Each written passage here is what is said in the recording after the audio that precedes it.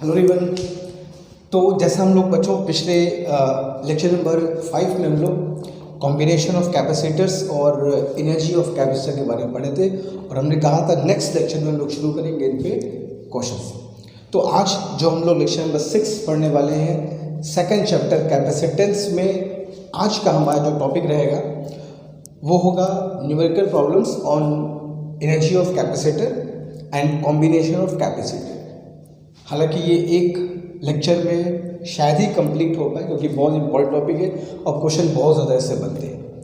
तो हो सकता है कि शायद मुझको इसका 2 क्लास लेना पड़े, तो लेंगे हम, कोई दिक्कत नहीं है, क्योंकि हमको जो भी करना है अच्छे से करना है ना। जल्दीबाजी नहीं करना है, धीमे धीमे पढ़ेंगे, मगर जो पढ़ेंगे that must be a solid, ठीक है।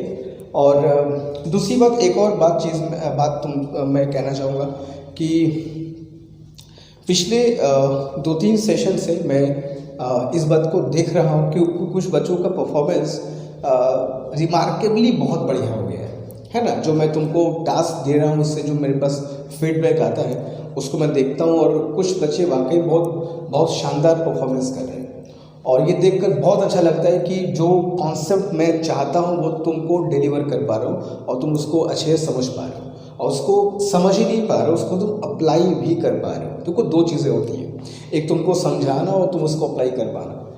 मैं तुमको समझाऊं मगर तुम उसको अप्लाई ना कर पाओ तो फिर बात नहीं बनती है। तो मैं देख रहा हूँ कि बहुत बच्चे ऐसे हैं जो उस बात को समझ रहे हैं और बहुत अच्छे से उसको अप्लाई भी कर रहे हैं, क्वेश्चन सॉल्व भी कर रहे हैं। और बिलीव करो, जो इसके पहले वाला जो मैंने जस्ट पहले का जो तुमको मैं टास्क दिया था उससे क्वेश्चन बहुत अच्छे थे और तुम्हें से बहुत बच्चों ने उसको 100% किया है। तो ये देखकर बहुत अच्छा लगता है कि परफॉर्मेंस बहुत अच्छा जा रहा है। और देखो, बहुत सिंपल सी बात को, CUET फिजिक्स के लिए हम लोग बेस्ट है, इसमें कोई शंका मत करना कि हमारा जो प्रिपरेशन चल रहा है फिजिक्स फर्स्ट हुई CUET एंड नीट है ना, दिस इज़ मतलब कोई इसमें कोई वो नहीं है, ठीक है। बस तुमको अच्छे से मेहनत करनी होगी, we are simply the best. अगर तुम इस तरीके से जैसा परफॉर्मेंस कुछ बच्चे दे रहे हैं, अगर वो परफॉर्मेंस वो टेम्पो तुम अगर एग्जामिनेशन तक इसी तरीके से मेंटेन करके चलोगे, अगर यही टेम्पो तुम्हारा, यही तरीका, इस तरीके का तुम अगर कायम रखते हो अगले 2 महीने तक लगातार, तो फिर मान के चलो कि तुम्हारा एक बहुत बड़ा रैंक तुम्हारा आ जाएगा। हम फिर रैंक की बात करेंगे कि फिर रैंक कितना आ रहा है ना। तो इसलिए ध्यान रखना कि बीच में ब्रेक ना होने पाए। अगर ये मतलब एक लगा है तो फिर ये शुरू हो जाए, है ना। ऐसा ना हो कि यार चलो एक कहते हैं कॉम्प्लेसेंट हो जाए मन में कि यार चलो तो आ चुका है, थोड़ा सा रिलैक्स हो लेते हैं। तो रिलैक्स होने वाला बात अब नहीं है, ठीक है। तो ध्यान रखना इस टेम्पो को हमको अंत तक मेंटेन करके चलना है। और बाकी बच्चे भी जो थोड़ा बहुत कहीं मिस्टेक कर रहे हैं उन मिस्टेक्स को ध्यान दो, मिस्टेक्स कहाँ हो रही है। और सबसे अच्छी बात क्या है, सबसे अच्छी बात क्या कि जो बायो के बच्चे हैं जिनको लगता था कि ये फिज़िक्स एकदम बिल्कुल समझ में नहीं आ सकती है, नहीं आ रही है, उनका परफॉर्मेंस भी बहुत अच्छा जा रहा है। तो ये सब देख के लग रहा है कि अगर हमारा फिज़िक्स बहुत बढ़िया हो जाएगा तो बाकी केमिस्ट्री, मैथमेटिक्स या केमिस्ट्री और बायो में हम लोग अच्छा स्कोर कर लेते हैं तो फिर एक अच्छा खासा हमारा कह सकते हो ग्रेड आ सकता है, ठीक है। तो इस बात को ध्यान रखना और जो चीज़ें बताई जा रही, जो सेशन चल रहे हैं उन सेशन को अच्छे से कंप्लीट करो और जो टास्क दिया जाए टास्क को ऑनेस्टली और ऑन टाइम कंप्लीट करो। बढ़िया से नोट्स बनाओ और पॉजिटिव माइंडसेट के साथ रहो। जो होगा देखा जाएगा, है ना, अच्छा ही होगा, ऐसा कुछ नहीं है। बट अपने तरफ से हमको कोशिश करना है कि 100% एफर्ट देना है, ठीक है, कोई कमी न रहने पाए। चलो, तो उन्हीं सब बातों के साथ हम लोग जो क्वेश्चन करेंगे, तुम बिलीव करो, जैसे मुझसे बहुत बच्चे बोलते हैं सर पहली बार एग्जामिनेशन है, अगर CUET की बात करूँ मैं तो, हालांकि ये सब नीट के भी सारे बहुत ढेर सारे क्वेश्चन तुमको मैच कराऊंगा। तो अब ठीक है, तो बहुत बच्चों को नहीं पता कि सर लेवल क्या होगा, कैसा स्टैंडर्ड होगा। तो मैं तुमको बताऊँ, कुछ मत करो। आज जो मैं तुमको क्वेश्चन कराऊंगा, है ना, आज जो लोग क्वेश्चन यहाँ पे करने वाले हैं, इन क्वेश्चंस को ध्यान से देखो, यही एग्जैक्ट हमारा लेवल होने वाला है, ठीक है। एकदम तुमको सारी बात समझ में आ जाएगी कि तुमको प्रिपरेशन कैसे करनी है, ठीक है। तो ढेर सारा क्वेश्चन करेंगे और बहुत कुछ हम लोग नई चीज़ें सीखेंगे, बहुत इंपॉर्टेंट। तुमको लगेगा कि हाँ यार आज हमको बहुत कुछ नई चीज़ सीखने को मिला इन फिजिक्स, ठीक है। तो चलो स्टार्ट करते हैं। सबसे पहला क्वेश्चन ये रहा तुम्हारे सामने, करें कि अब पीपीसी बोले तो पैरेलल प्लेट कैपेसिटर, ठीक है, मैं शॉर्टकट लिख दिया है। अब parallel plate capacitor stores 1000 milli joule energy. एक पीवीसी है जो 1000 मिली जूल एनर्जी स्टोर करता है, अच्छी बात है। If a dielectric slab K is equal to 2 is filled between the plates, कह रहा है कि एक डाई इलेक्ट्रिक स्लैब है जिसका डाई इलेक्ट्रिक कॉन्स्टेंट हमको 2 दिया है, is filled between the plates and the most important thing is that कि भैया भरना कैसे है। तो भैया भरना ऐसे है कि कीपिंग बैटरी कनेक्टेड, बैटरी को जोड़े रखते हुए भरना है, ठीक है, keeping battery connected. How much energy the capacitor will store now, अब कैपेसिटर कितनी एनर्जी स्टोर करेगा, ठीक है, फाइन। तो बैटरी कनेक्टेड बैटरी डिसकनेक्टेड का बहुत शानदार कॉन्सेप्ट तुम सबको समझा दिया मैंने, उम्मीद करता हूँ बिल्कुल याद होगा। तो कीपिंग बैटरी कनेक्टेड में क्या कॉन्स्टेंट होता है, एग्जैक्टली सेम चीज़, वोल्टेज पोटेंशियल डिफरेंस बता चुका हूँ मैं, इस बात को ध्यान रखना। तो सबसे पहले अगर मैं तुमको छोटा सा डायग्राम बना के दिखाऊँ तो कहना ये चाह रहा है कि एक पैरेलल प्लेट कैपेसिटर है जिसको हमने बैटरी से कनेक्ट किया, बैटरी ने इस पर चार्ज स्टोर कर दिया, चार्ज स्टोर होने की वजह से इसमें एनर्जी स्टोर हो गई और वो एनर्जी कितना स्टोर हुआ है, U is equal to half CV square. अब ये फॉर्मूला लिख रहा हूँ, हटाओ उसका फॉर्मूला, बस U लिख रहा हूँ, U is equal to 1000 millijoule, ठीक है। तो इस कैपेसिटर में अभी इसके बीच में कोई प्लेट्स नहीं है, अभी सिर्फ एयर है, ठीक है। तो एक पैरेलल प्लेट एयर कैपेसिटर है, बैटरी से जोड़ दिया और इसमें एनर्जी 1000 मिली जूल स्टोर है, ठीक है। अब कह रहा है कि इफ अ डाइलेक्ट्रिक स्लैब, अब इसके प्लेटों के बीच में एक डाई इलेक्ट्रिक सब्सटेंस मुझको भर देना है, ठीक है। और कैसे भरना है, कीपिंग बैटरी कनेक्टेड, मतलब इस बैटरी को हटाना वटाना नहीं है, बस चुपचाप जाकर के प्लेट्स को डाइलेक्ट्रिक स्लैब को प्लेट्स के बीच में भर दो, ठीक है, कीपिंग बैटरी कनेक्टेड। तो हमें क्या करना है, इस प्लेट के बीच में एक डाई इलेक्ट्रिक स्लैब भर देना है, ठीक है। देखना डाइलेक्ट्रिक स्लैब भरने के पहले एनर्जी इतनी थी, ठीक है, भरने के पहले, अभी भर दिया प्लेट, अभी प्लेट भर दिया with K is equal to 2। तो अब कह रहा है अब इसकी एनर्जी कितनी होगी, सिंपल सा क्वेश्चन है, लेकिन भरते वक्त इस बात का ध्यान रखना है कि बैटरी इज कनेक्टेड, ठीक है। अब ऐसे क्वेश्चंस कैसे करते हैं, देखो हम सब जानते हैं, हम लोग एनर्जी ऑफ कैपेसिटर के 3 फॉर्मूले पढ़े थे, half CV square, half Q into V और half Q square by C।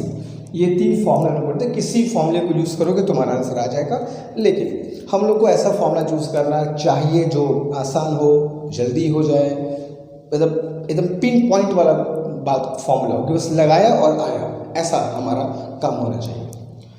तो कीपिंग बैटरी कनेक्टेड में हमने बताया था कि जो प्लेट्स के बीच का पोटेंशियल डिफरेंस है, जो प्लेट्स के बीच का वोल्टेज है, वो कांस्टेंट रहता है। बताओ ये बताया था कि नहीं बताया था, याद है सबको? तो याद ये तो कंफर्म है कि बैटरी के बीच का जो वोल्टेज है वो कांस्टेंट है, वो नहीं बदलने वाला है क्योंकि बैटरी कनेक्टेड है।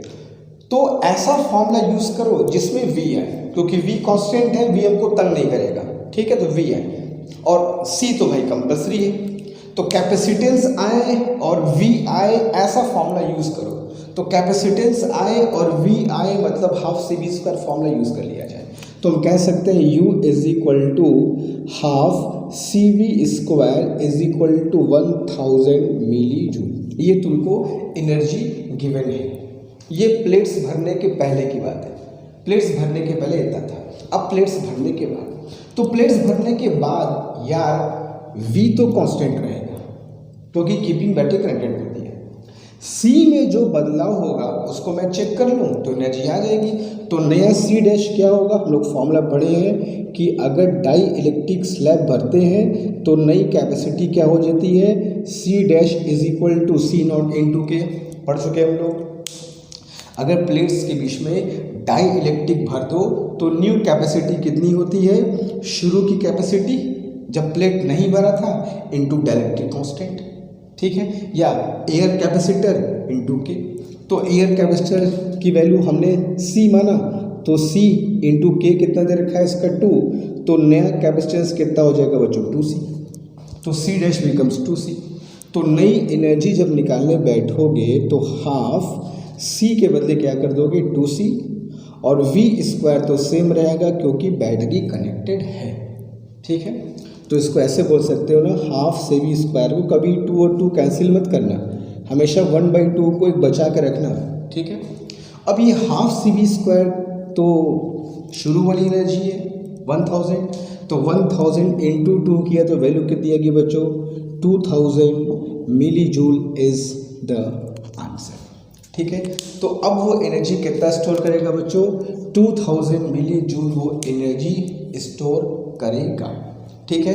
अब बहुत आसान क्वेश्चन है, बहुत आसान बेसिक्स है, लेकिन जो हम कर रहे हैं, देखो मेरा मकसद क्या होता है, मेरा मकसद बस तुमको आंसर का सलूशन नहीं बताना है। क्वेश्चन लिखा सॉल्व किया तुमको आ जाएगा, लॉजिक क्यों मैं एक एक स्टेप कर रहा हूँ, तो क्यों कर रहा हूँ मुझको तो पता है, तुमको कैसे पता चलेगा कि यही हमको यही करना है, ये तुम्हें कब आएगा। तो ये होता है असल चीज़ पढ़ाने का मतलब, कि मुझको तो पता है कि इसके बाद ये करना है, मैं तुमको बताऊंगा तुमको आ भी जाएगा, लेकिन वो चीज़ तुम खुद कब सीखोगे अपने से, क्यों कैसे आएगा। तो उससे तुमको हर एक छोटी छोटी चीज़ों के पीछे कारण बताता हूँ कि ये किया तो क्यों किया, वो किया तो क्यों किया, ताकि तुमको पता चले भाई न्यूमेरिकल सॉल्व कैसे करते हैं, ठीक है। तो बहुत आसान सा क्वेश्चन था, बेसिक क्वेश्चन था, बैटरी कनेक्टेड थी तो वोल्टेज कॉन्स्टेंट रहेगा, और C तो कंपल्सरी बाई C आना ही चाहिए, तो C और V वाला फॉर्मूला यूज़ कर लिया मैंने, और बाकी सिंपल सा जो डाटा दिया था उसको अप्लाई कर दिया, and the answer is 2000 millijoule. तो पहले वो स्टोर कितना कर रहा था 1000, अब कितना स्टोर करेगा वो 2000 मिली जूल, ठीक है। तो जल्दी करो, चलेंगे टुवर्ड्स क्वेश्चन नंबर 2, चलिए।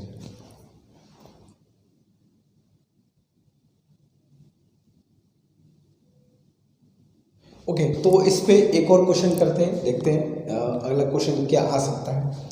कह रहा है कि PVC स्टोर्स 5000 माइक्रोजूल एनर्जी, ठीक है। एक पैरेलल प्लेट कैपेसिटर है जो 5000 माइक्रोजूल एनर्जी स्टोर करता है, अच्छी बात है। अब इसमें कह रहा है कि आफ्टर रिमूविंग द बैटरी, जिस बैटरी ने कैपेसिटर को चार्ज किया जिसके वजह से 5000 माइक्रोजूल एनर्जी स्टोर हुई, उसी को हटा दिया। After disconnecting the battery, battery ने चार्ज किया, एनर्जी स्टोर किया, हटाओ फेंक दो उसको, काम खत्म, रिमूव कर दो उसको। तो after removing the battery the plate separation is decrease to half of initial value. इस बात को ध्यान रखना, जो प्लेट का सेपरेशन है, जो पैरेलल प्लेट कैपेसिटर होगा, जैसे फॉर एग्जांपल ये एक पैरेलल प्लेट कैपेसिटर है, इसको बैटरी ने चार्ज कर दिया, इस पे एनर्जी स्टोर हो गई और बैटरी को हमने रिमूव कर दिया, इसलिए बैटरी को फिलहाल फिगर में मैं शो नहीं कर रहा हूँ, बस एक कैपेसिटर ड्रॉ कर रहा हूँ, उस कैपेसिटर के 2 प्लेट्स हैं, ठीक है। कोई बैटरी रही होगी, इसने चार्ज किया, एनर्जी स्टोर किया, बैटरी को हटा दिया। अब बैटरी को यहाँ रोल नहीं है, अब इसके पास एनर्जी है कितनी इस वक्त, इसके पास एनर्जी है बच्चों 5000 माइक्रोजूल एनर्जी है, अच्छी बात है।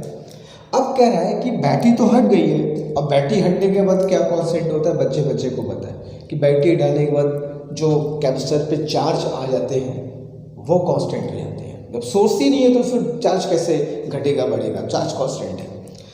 अब तुमने छेड़छाड़ किया, क्या छेड़छाड़ किया, छेड़छाड़ ये किया कि जो प्लेट सेपरेशन है, जो प्लेट सेपरेशन है, प्लेटों के बीच का दूरी है, उसको घटा के आधा कर दिए।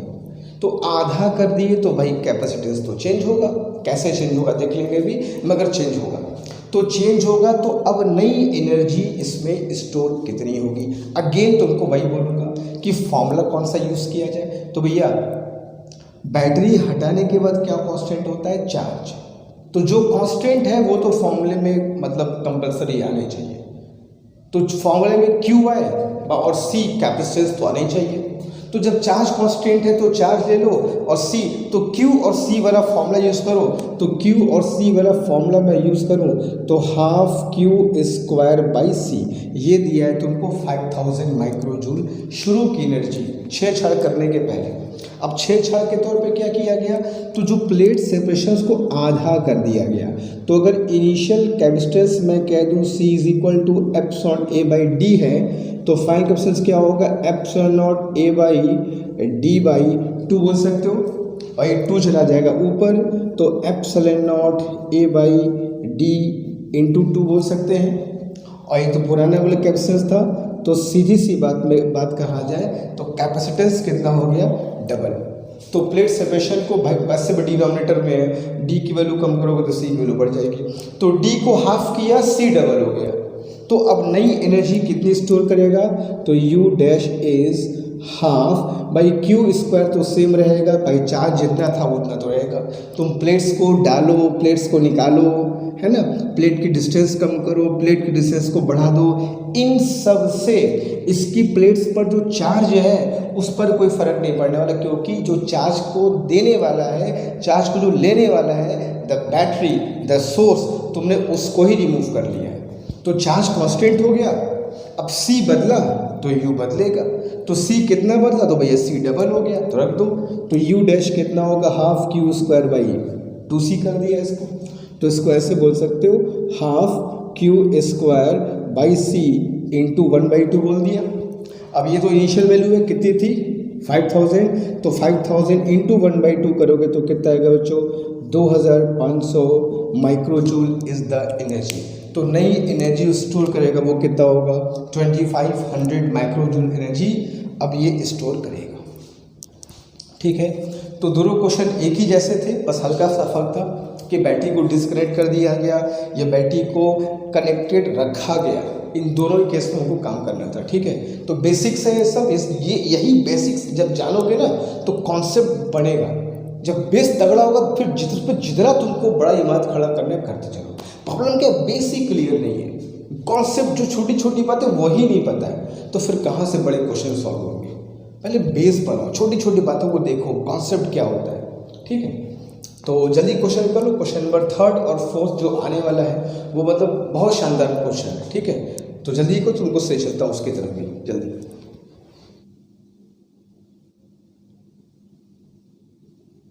तो चलो बच्चों क्वेश्चन नंबर 3 की तरफ चलते। क्वेश्चन नंबर 3 थोड़ा डिफरेंट क्वेश्चन है, थोड़ा सा कॉन्सेप्चुअल है, कुछ बेसिक बातें हैं जो ध्यान रखोगे अच्छा होगा, कुछ चीज़ सीखने को तुमको यहाँ मिलेगी अलग से।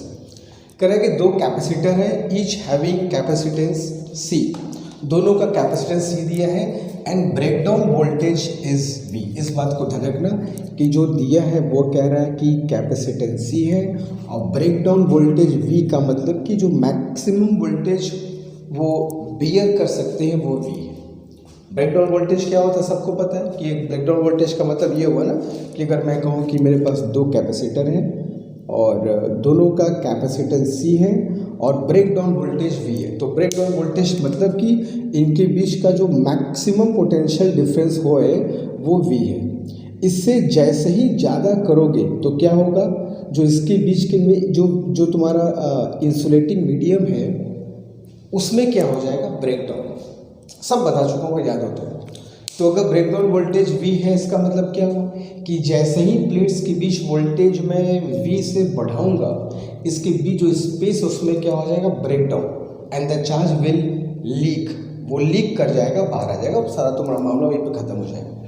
तो ब्रेकडाउन वोल्टेज एक तरीके से मैक्सिमम वोल्टेज है जिसके ऊपर हमको नहीं जाना है, जिसके ऊपर हमको कैपेसिटर को चार्ज नहीं देना है। ये सब तुमको समझा चुका। तो ऐसे 2 कैपेसिटर हैं और दोनों का कैपेसिटेंस C है और दोनों का जो ब्रेकडाउन वोल्टेज है वो भी कह रहा है V है। दोनों मैक्सिमम V वोल्टेज बियर कर सकते हैं और दोनों का जो कैपेसिटेंस है वो भी C है।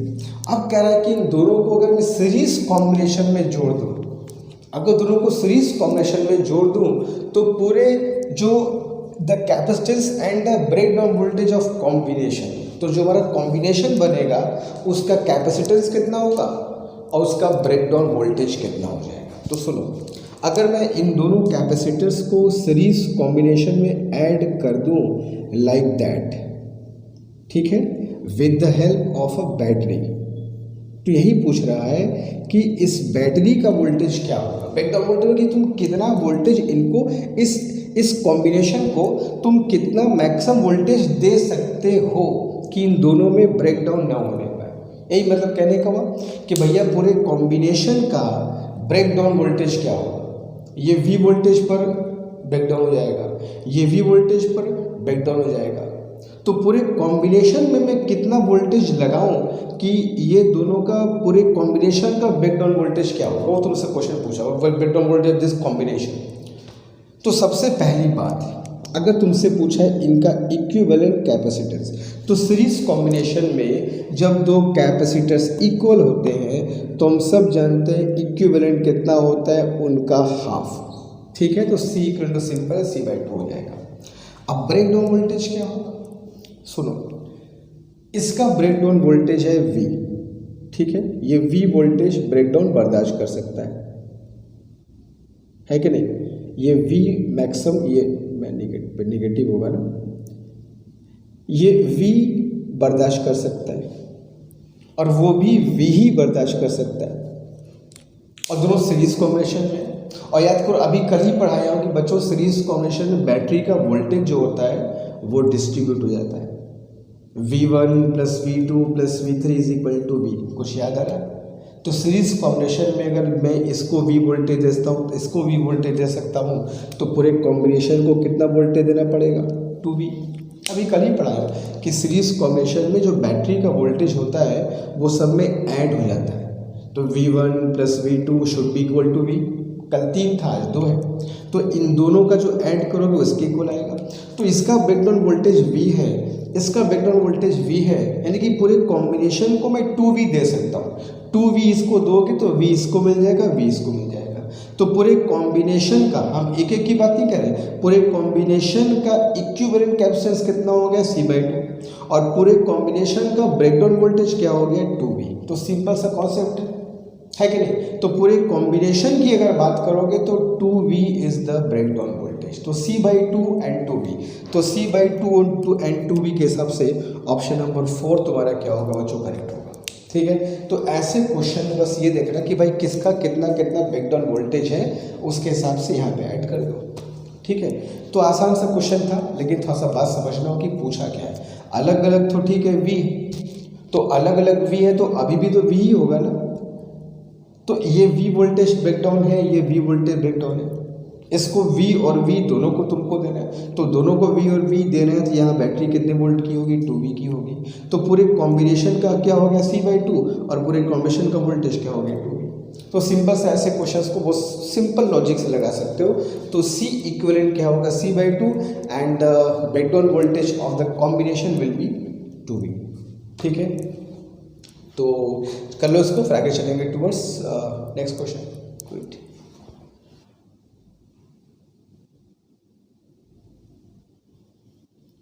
ओके, तो नेक्स्ट क्वेश्चन की तरफ चलते हैं और देखते हैं नेक्स्ट क्वेश्चन की क्या है। तो अगर ध्यान से क्वेश्चन पढ़ोगे तो क्वेश्चन वही है, और बस उन दोनों कैपेसिटर्स को अब सीरीज कॉम्बिनेशन में न ऐड कर कैसे जोड़ दिया गया है, पैरेलल कॉम्बिनेशन में। अब पूछा है कि पैरेलल कॉम्बिनेशन में अगर ऐड कर दिया जाए तो पूरे कॉम्बिनेशन का इक्विवेलेंट क्या होगा और ब्रेकडाउन वोल्टेज क्या होगा।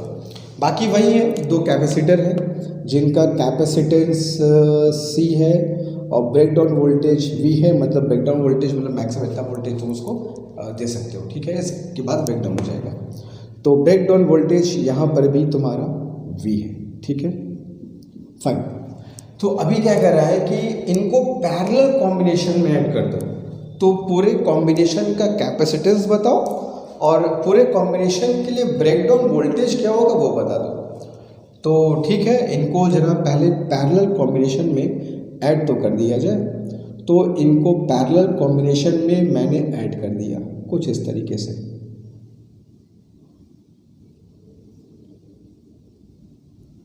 फाइन। और अब मान लो इस कॉम्बिनेशन को मुझको एक बैटरी से जोड़ना है, या इस पूरे कॉम्बिनेशन को मैं कितने वोल्टेज से मैक्सिमम जोड़ सकता हूँ, या इसका ब्रेकडाउन वोल्टेज क्या होगा, कुछ भी कह सकते हो। तो दोनों कैपेसिटर्स हैं, दोनों चार्ज हैं, और दोनों की कैपेसिटेंस सी है, दोनों मैक्सिमम वी वोल्टेज तक बर्दाश्त कर सकते हैं, या यूँ कहो कि वी वोल्टेज पर इनमें ब्रेकडाउन शुरू होता है, कह सकते हो। ठीक है, तो अभी क्या है कि इनको हमें ऐड करना है बच्चों पैरेलल कॉम्बिनेशन में। तो पैरेलल कॉम्बिनेशन में हमने क्या बताया था कि जो वोल्टेज होता है, जो पोटेंशियल डिफरेंस होता है, वो यहाँ पे ऐड तो होता नहीं है, और जो इन दोनों का होगा वही पूरे कॉम्बिनेशन का भी होगा। तो अगर मैं यहाँ पर पे एक बैटरी ऐड करना चाहूँ, और वो भी बैटरी कितने वोल्ट की, वी वोल्ट की। क्यों वी वोल्ट की? क्योंकि ये अगर वी वोल्ट की बैटरी होगी तो इसको भी वी वोल्टेज मिलेगा, इसको भी वी वोल्टेज मिलेगा, और वी वोल्टेज ही तो तुमको देना है भाई। पूरे कॉम्बिनेशन को तुमको ऐसे देना है कि एक एक कैपेसिटर को भी उतना ही वोल्टेज मिले। बात समझ में आ रही है? पूरे कॉम्बिनेशन को तुमको उतना वोल्टेज देना है कि जो एक एक कैपेसिटर है वो अपने बैकडाउन वोल्टेज पर ही रहे। तो अगर इसका बैकडाउन वोल्टेज V है, इसका बैकडाउन वोल्टेज V है, तो इनको भी तुमको V वोल्ट देना है, इसको भी तुमको V वोल्ट देना है। तो बैटरी कितने वोल्ट की लगाओगे? V वोल्ट की, 2V की, कितना लगाओगे बताओ भाई? पैरेलल कॉम्बिनेशन में ऐड तो करते नहीं है वोल्टेज, तो जो भी तुम वोल्टेज यहाँ लगाओगे दोनों को मिल जाएगा, और तुमको दोनों को V ही देना है, तो दोनों को V ही देना। यहाँ भी कितने वोल्ट की बैटरी होगी? V। तो पूरे कॉम्बिनेशन के लिए ब्रेकडाउन वोल्टेज क्या हो गया? V। अब तुम सोचो एग्जाम्पल के तौर पे, चलो मान लिया इस V की वैल्यू 10 वोल्ट है, एग्जाम्पल के तौर पर 10 वोल्ट ब्रेकडाउन नहीं होता है, मान लो ब्रेकडाउन वोल्टेज 10 वोल्ट इसका, 10 वोल्ट इसका। जैसे ही 10 से ज़्यादा हुआ, इस दोनों में क्या हो जाएगा? ब्रेकडाउन। तो अब ये बताओ, अगर 12 वोल्ट की बैटरी यहाँ लगा दूंगा तो क्या होगा बताओ? अगर 12 वोल्ट की बैटरी लगा दोगे तो भैया दोनों पैरेलल कॉम्बिनेशन में है, 12 वोल्ट यहाँ भी आ जाएगा, 12 वोल्ट यहाँ भी आ जाएगा, काम खत्म। तो इसका ब्रेकडाउन वोल्टेज V है, इसका ब्रेकडाउन वोल्टेज V है, तो यहाँ पर भी तुमको V लगाना होगा, क्योंकि दोनों पैरेलल में है। अगर यहाँ भी लगाओगे यहाँ भी V आएगा, यहाँ भी आएगा। तो पैरेलल कॉम्बिनेशन में ऐड वैड तो करते नहीं हो, तो जो एक कैपेसिटर का ब्रेकडाउन वोल्टेज होगा, जो कहने का मतलब ये है बच्चों कि जो एक कैपेसिटर का ब्रेकडाउन वोल्टेज होगा वही पूरे कॉम्बिनेशन का भी हो जाएगा। तो यहाँ पर ऐड वाइड नहीं करेंगे। तो एक कैपेसिटर का ब्रेकडाउन वोल्टेज V है, तो कॉम्बिनेशन का भी कितना होगा V। और जहाँ तक इक्विवेलेंट की बात है, तो पैरेलल कॉम्बिनेशन में है तो इक्विवेलेंट कितना होगा तुम्हारा 2C, और जो ब्रेकडाउन वोल्टेज होगा, जो ब्रेकडाउन वोल्टेज होगा वो यहाँ पे कितना होगा? Just V। Okay, parallel combination में है तुमको इसको V देना है, तो यहाँ पर भी V वोल्ट ही लगाओगे, 2V नहीं लगाओगे। सीरीज कॉम्बिनेशन में अगर V देना था तो 2V लगाया था कि V और V ऐड हो जाए। ठीक है, तो आंसर क्या होगा? Equivalent capacitance is 2C and breakdown voltage is V। Option number 1 तुम्हारा जो होगा A होगा, वो करेक्ट आंसर होगा। ठीक है, तो आसान सा क्वेश्चन था, कॉन्सेप्ट समझ लो दोनों क्वेश्चन कैसे करेंगे, तो जल्दी कर लो। चलिए toward question number 5, do it.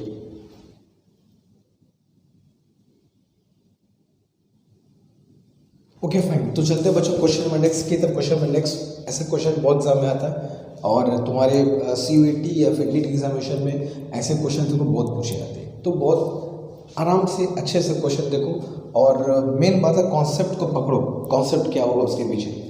तो क्वेश्चन कह रहा है कि a capacitor stores 50 microcoulomb charge when connected across a battery. एक कैपेसिटर को मैंने एक बैटरी से कनेक्ट कर दिया, अच्छी बात है, और बैटरी कितने वोल्ट की है, कैपेसिटेंस कितना है, ये कुछ नहीं पता। सिर्फ जो पता है वो इतना पता है कि इस कैपेसिटर की प्लेट्स पर बैटरी ने अपनी कृपा दृष्टि डाली, और कृपा दृष्टि डालते हुए इस पे चार्ज कितना स्टोर कर दिया, 50 माइक्रोकूलम चार्ज इज स्टोर। अच्छी बात है। Now when a dielectric is filled between the plates, अब इस प्लेट्स के बीच में अब खुराफात देखो शुरू हो गया। अभी तक ठीक ठाक स्टोर कर रहा था, अब खुराफात करना शुरू कर दिया हमने। क्या खुराफात किया? चैन नहीं मिल रहा है हमको, कुछ ना कुछ करना है। क्या करना है? तो प्लेट्स के बीच में डाई इलेक्ट्रिक भर दिया, पता नहीं कितने कांस्टेंट का भर दिया। ठीक है, क्यों भर दिया? क्योंकि 50 माइक्रोकूलम से मेरा काम नहीं हो रहा था। हम चाहते हो ज़्यादा चार्ज यहाँ से निकले, तो यहाँ से ज़्यादा चार्ज कब जाएगा? जब इसकी कैपेसिटेंस को तुम बढ़ाओगे। तो कैपेसिटेंस को बढ़ाने के मैंने बहुत तरीके होते हैं। मैंने कोई मटेरियल भर दिया, कैपेसिटेंस बढ़ जाएगा, ज़्यादा चार्ज फ्लो करेगा। तो जैसे ही मैंने मटेरियल भरा, a charge of 100 microcoulomb flows through the battery. जैसे ही मटेरियल भरे, सट से यहाँ से 100 माइक्रोकूलम चार्ज निकल के हो गया, फट से भागा। 50 पहले से था, 100 कूलम और फट से भागा। अच्छा, यहाँ पर बैटरी कनेक्टेड है, लिखा नहीं है लेकिन अंडरस्टूड है। जब कह रहा है कि जैसे ही तुमने प्लेट भरा, इतना चार्ज बैटरी से फ्लो किया, यानी कि बैटरी इज कनेक्टेड। ये तो इतना तो कॉमन सेंस है ही ना कि भाई जब कह रहा है कि मटेरियल भरने के बाद बैटरी से चार्ज फ्लो कर रहा है, मतलब बैटरी कनेक्टेड है, इस बात को ध्यान रखना।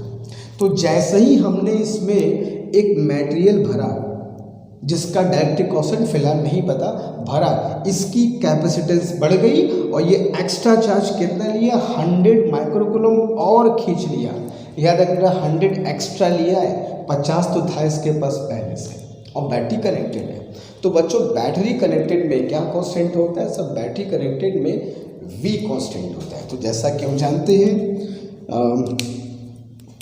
Q is equal to CV, ये पहली कंडीशन लगा लो मटेरियल भरने के पहले।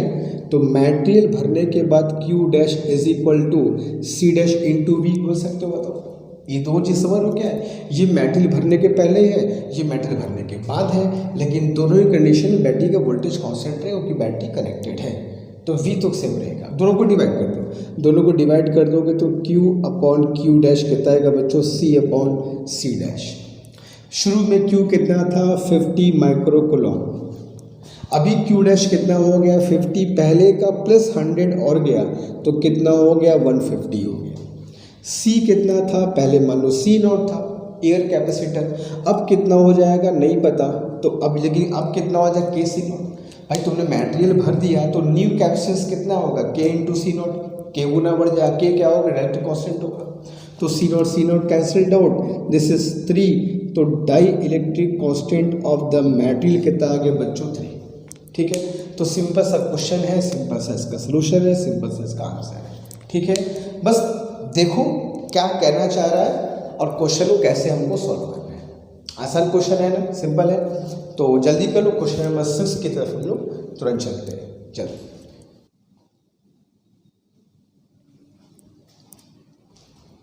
तो चलो बच्चों क्वेश्चन नंबर 6 की तरफ चलते हैं, देखते हैं क्वेश्चन क्या कह रहा है। कभी कभी कुछ क्वेश्चन ऐसे होते हैं जिसमें थोड़ा सा बस कैलकुलेशन होते हैं, तुमको देखना होगा ऐसे क्वेश्चन भी एग्जामिनेशन में आते हैं। अगर ध्यान से दिमाग कॉन्सेंट्रेट करोगे और हल्का सा कैलकुलेशन पे वर्क करते रहोगे तो ऐसे क्वेश्चन बहुत तुमको ढेर सारे मिलेंगे। और देखते हैं क्या क्वेश्चन कह रहे हैं। वैसे क्वेश्चन मैं तुमको बता दो कि ये नीट एग्जाम में पूछा गया क्वेश्चन है। ठीक है, क्वेश्चन क्या देख लो, a series combination of N1 capacitors. N1 capacitor है, इस बात को ध्यान रखना कि N1 कैपेसिटर्स का सीरीज कॉम्बिनेशन तुमने लिया जिसमें सभी की वैल्यू कितना बता रहा है, C1 is charged bye a source of voltage 4V। मतलब कहानी कुछ ये, कहानी ये कह रहा है कि हमारे पास कैपेसिटर्स है,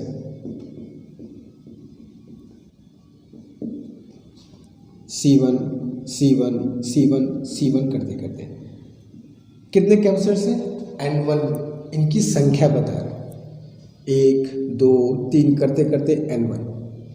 सबकी वैल्यू C1 C1 C1 ही है और इनको एक सोर्स से कनेक्ट कर दिया गया। सोर्स कितना बता रहा है बच्चों, 4V। यही क्वेश्चन में कह रहा है, पहला सेंटेंस कि series combination of N1 capacitors each of value C1 is charged bye a voltage of 4V। तो ये जो C1 कैपेसिटर्स हैं सब के सब सीरीज कॉम्बिनेशन में है, तो इसका जो इक्विवेलेंट होगा बच्चों, इसका जो C इक्विवेलेंट हो कितना हो जाएगा, C1 बाई N1। कैसे आएगा, यानी जो फॉर्मूला पढ़े हो 1/C1 plus 1/C2 plus 1/C3 करते करते N1 टाइम्स करोगे, उसको रिवर्स कर दोगे, C1/N1 आ जाएगा। तो सीरीज कॉम्बिनेशन का जो फॉर्मूला लगा तो उसी को लगाओगे 1/C1 plus 1/C2 plus 1/C3 and so on. C equivalent कितना आएगा, C1/N1।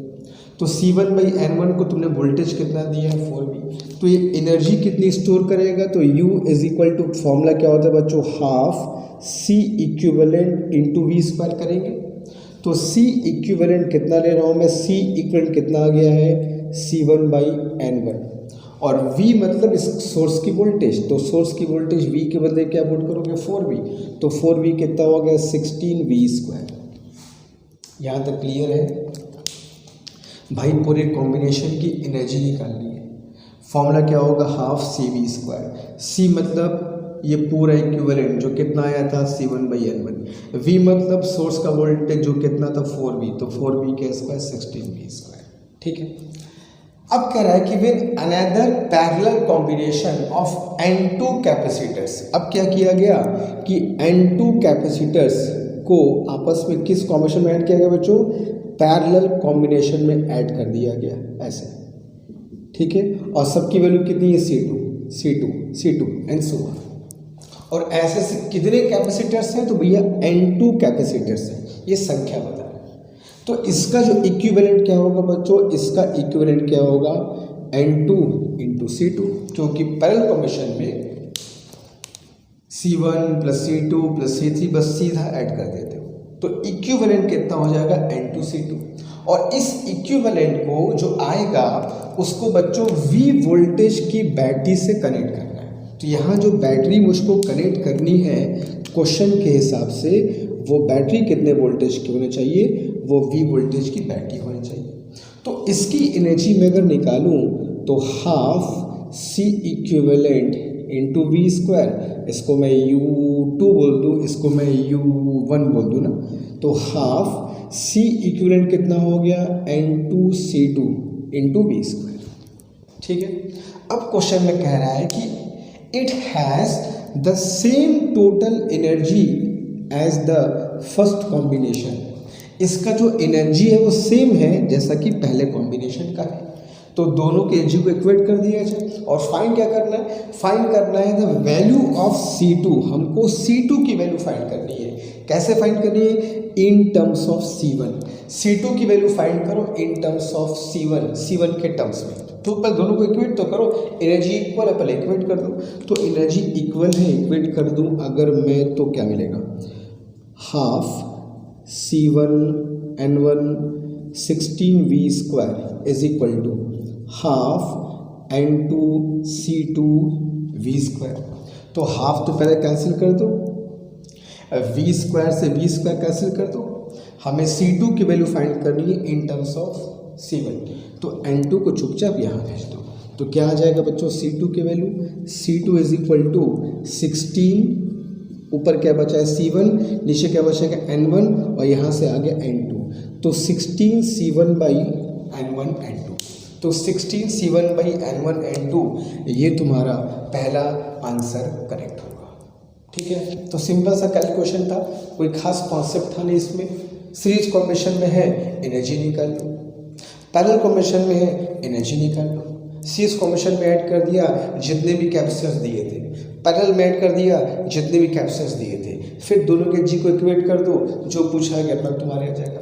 तो it is more calculation than anything else, provided तुमको फॉर्मूला वगैरह थोड़ा बहुत बेसिक अच्छे से पता होना चाहिए। ठीक है, तो ये था क्वेश्चन नंबर 6। जल्दी करो, क्वेश्चन नंबर 7 और 8 की तरफ तुरंत चलते हैं जल्दी।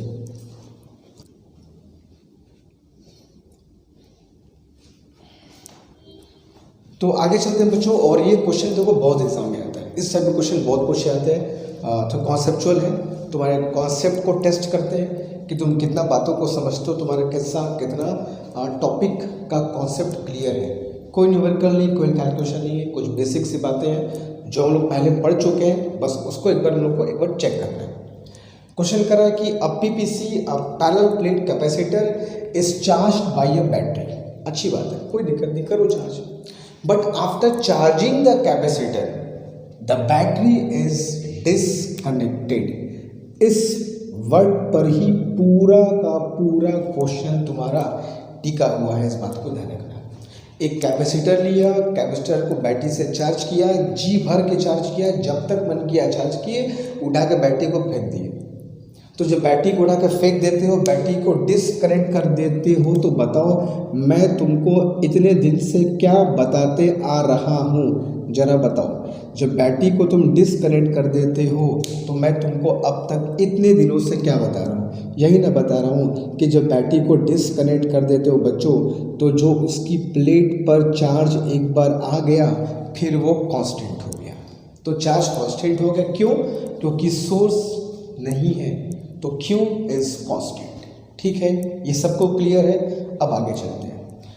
अब क्या किया कि डिसकनेक्ट करने के बाद डाई इलेक्ट्रिक स्लैब, इसमें एक डाई इलेक्ट्रिक स्लैब ला करके भर दिया। ठीक है, लो भर दो, कौन मना कर रहा है, भरो, क्या करना है, भर दिया।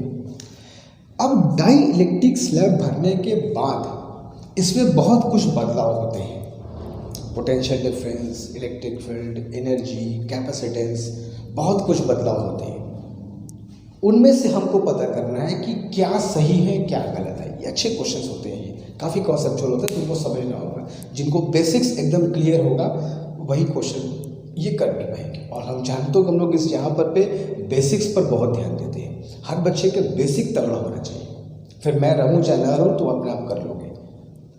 तो अब डायरेक्टिव तुम भर दिए, अब इसके भरने से बहुत कुछ बदलाव होते हैं। उन बदलाव के बारे में ही तुमसे क्वेश्चन पूछा गया है, और देखते हैं क्या कह रहा है।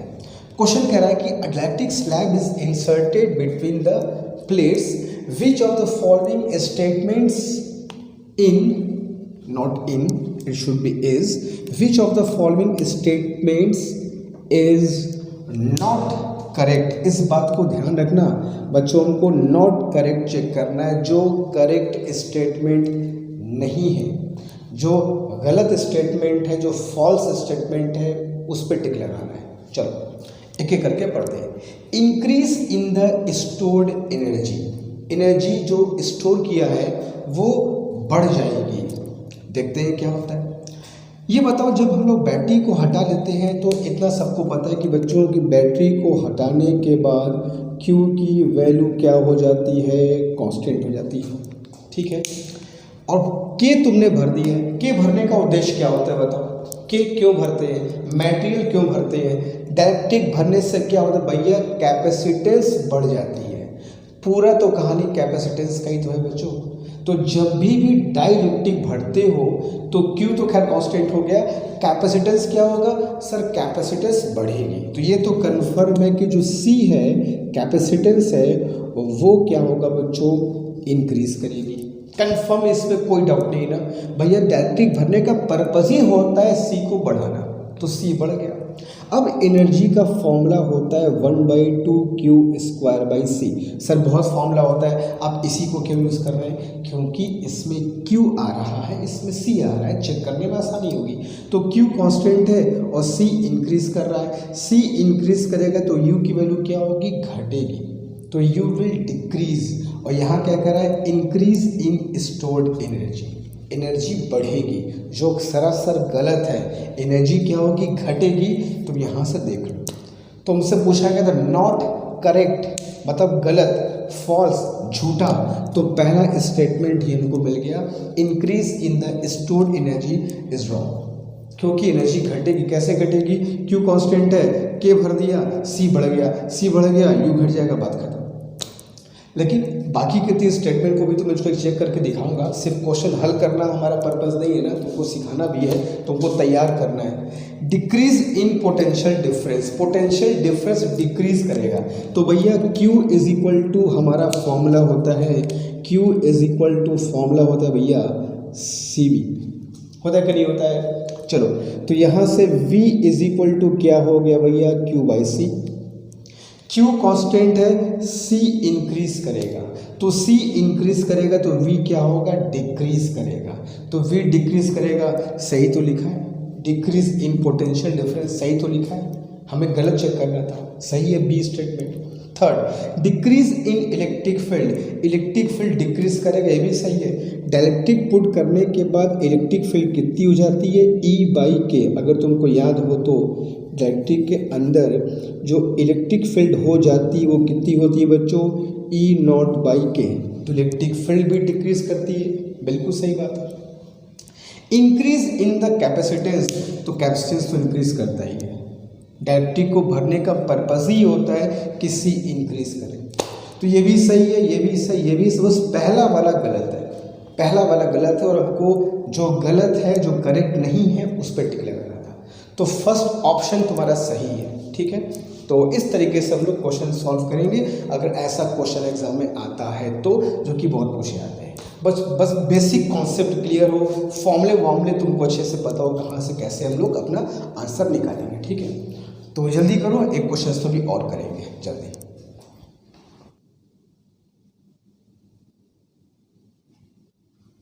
ओके, तो कॉन्सेप्ट अभी और क्लियर करने के लिए एक क्वेश्चन ऐसा ही मैं तुमको और देता हूँ, वो ध्यान से क्वेश्चन को पढ़ते हैं और देखते हैं क्वेश्चन क्या कह रहा है। कह रहा है कि a PVC is charge by a battery, एक पैरेलल प्लेट कैपेसिटर को बैटरी चार्ज करते करो, and after charging the capacitor the battery is disconnected. इसीलिए तुमको मैंने बहुत पहले ही बैटरी कनेक्टेड और बैटरी डिसकनेक्टेड का कॉन्सेप्ट मैंने क्लियर कर दिया कि जब बैटरी को हटा लेगा तो क्या समझना, बैटरी को जोड़ लेगा तो क्या समझना।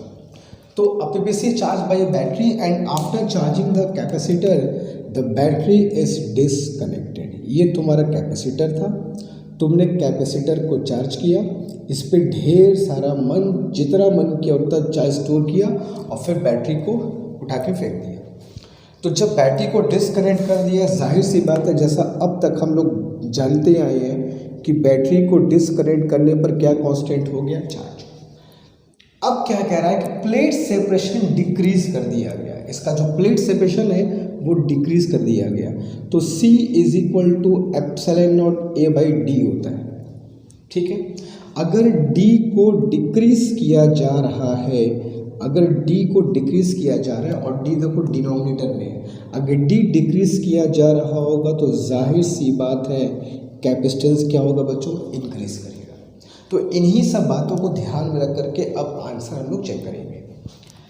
Then which of the following is correct, इस बात को ध्यान रखना। इसके पहले वाले क्वेश्चन में हमें चेक करना था नॉट करेक्ट, यहाँ पे करेक्ट चेक करना है। सबसे पहले electric field is not constant, कह रहा है इलेक्ट्रिक फील्ड कांस्टेंट नहीं रहेगी।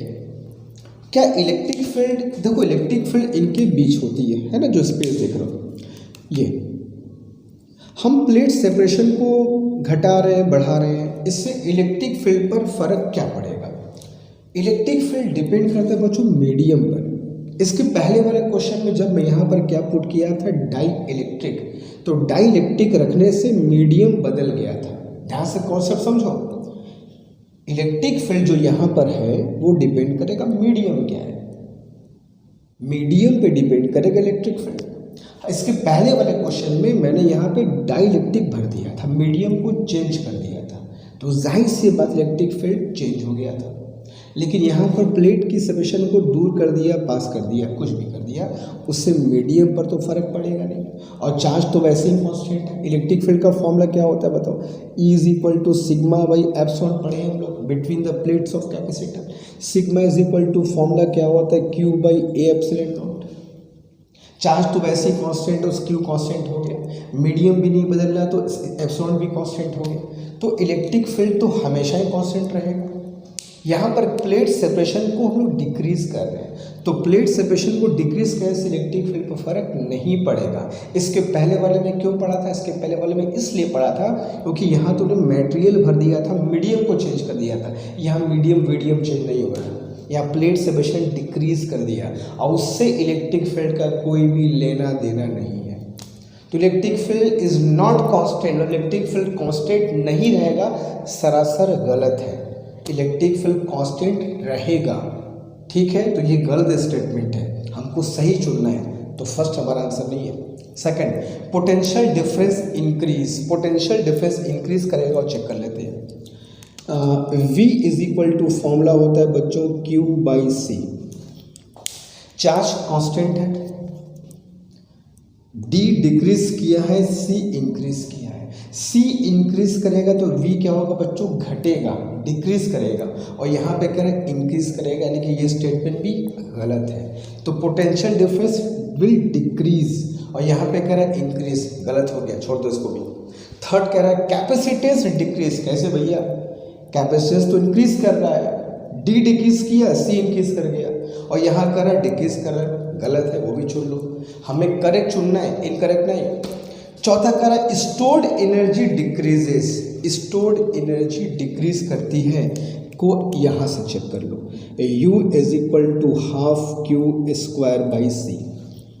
अब half Q square by C में तो वो क्यू कॉन्स्टेंट है, अब क्यू कॉन्स्टेंट है, सी बढ़े रहा है और सी बढ़ रहा है तो U क्या होगा, घटेगा, तो U will decrease is the only correct statement. तो स्टोर्ड एनर्जी विल डिक्रीज। तो इस तरीके से हम लोग चेक करेंगे। ऐसे क्वेश्चंस एग्जाम में बहुत तुमको मिलेंगे, तुमको अच्छे से कॉन्सेप्ट क्लियर होगा तब ये क्वेश्चंस कर पाओगे, ठीक है।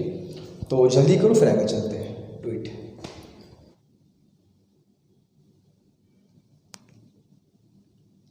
ओके, तो आज बच्चों मैं स्टॉप करूंगा। मैंने पहले कहा था कि आज एक पार्ट में नहीं हो पाएगा, अब इसका दूसरा पार्ट मैं और लेकर के आऊँगा।